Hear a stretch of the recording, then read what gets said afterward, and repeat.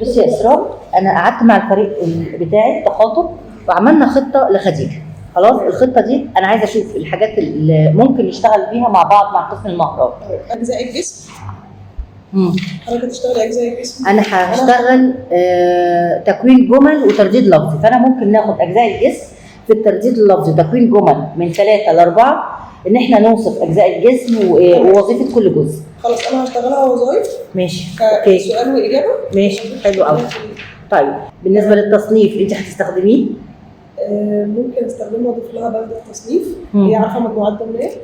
احنا دلوقتي عارفه مجموعات ضمنيه، عارفه فواكه، عارفه خضار. بس احنا ممكن في القسم الاكاديمي، عندنا القسم الاكاديمي نشتغل معاها تصنيف، يعني في معظم الولاد بيدخلوا عندنا بنشتغل على تصنيفات الحيوانات والفواكه والخضروات، فدي احنا ممكن نشتغلها معاها لان احنا كده كده في البري بنشتغل الحاجات دي. خلاص ممكن حضرتك تشتغل التصنيف البصري واحنا نشتغل التصنيف اللفظي، وقسم التخاطب يشتغل في حته ما لا يمكن.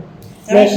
طيب من فضلكم بس انا عايزه كمان قسم السنسور يشترك معانا في المجموعات الضمنيه والحاجات اللي فيها خاصه بالفاكهه والحاجات دي كلها. فالمشكلات اللي عند خديجه بالنسبه لقسم السنسوري؟ لا هي بس عندها ضعف في الشم، فممكن نحلها بالزيوت، وبعد كده ممكن ادخلها لها في تصنيف بالشم يعني، وبعد كده ممكن احطها لها ان هي تميز بعد كده لما تشوف الفاكهه قدامها وتبقى شامه الريحه بالزيت، تقدر ان هي تحدد الفاكهه دي. ممكن تضيفي ده في البرنامج بتاعك بحيث ان احنا نشتغل كلنا. طيب انا محتاجه بس حاجه مهمه، محتاجه ان لو خديجه هتدخل معانا الاكاديمي لازم نشتغل كويس قوي على مهارات الكتابه، فانا محتاجه الاو تي يشتغل على شغل الفايل موديل ونشوف ايه المشكله عندها ضغط زياده، ضغط اقل، حاجات طبعا لازم. المشكله بتاعت خديجه طبعا المشكله بتاعتها اكتر في ضعف العضلات، تمام، عدم التحكم في مسك الاشياء.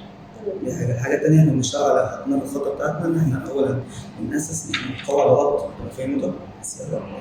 الحاجه الثانيه ان احنا نركز على ان هي تقدر تمسك الاشياء باحجام مختلفه، تقدر تعمل ايه؟ الاحساس بالشيء، مسك الاشياء.